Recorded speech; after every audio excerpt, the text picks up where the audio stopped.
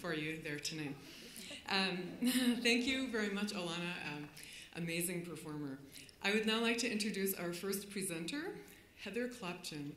Please welcome Heather.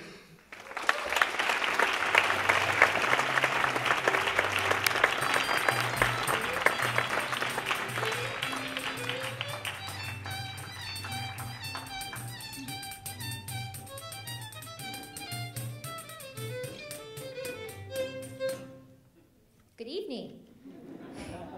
How is everybody doing tonight?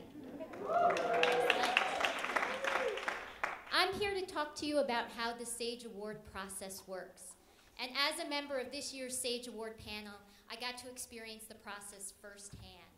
And I have to tell you, I was blown away.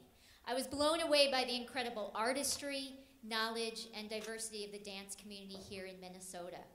I experienced it in terms of the performances and artists I got to view this past season, and also in discussions with my fellow award panelists. So thank you for all your incredible work this past season.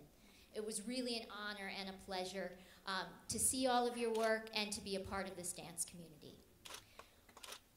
This season's Minnesota SAGE Award panel of 12 community members was assembled from different dance arenas. There were performers on the panel, there were dance makers on the panel, educators, administrators, writers, avid audience members, and a combination of all of those. Our identities were kept secret until this evening. We were a diverse panel in terms of our aesthetic tastes, ages, genders, races, and our connections with dance. We didn't always agree, but we had wonderful, respectful discussions during the 6 panel meetings that all panelists were required to attend. As a panelist, we were required to attend at least 18 performances, though many of us saw many more performances than that. At the 6 required panel meetings, we discussed recent work. At least 2 panelists had to attend each performance in order to ensure a fair and thoughtful discussion. If a panelist had a conflict of interest for some reason, they were asked to leave the discussion, and this happened quite frequently.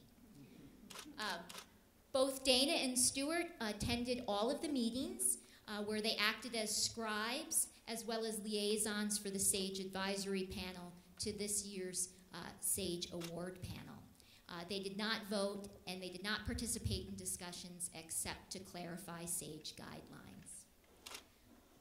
In order to be a nominee for one of the 6 SAGE Award categories, you must be a Minnesota-based artist or group with Minnesota as your primary residence.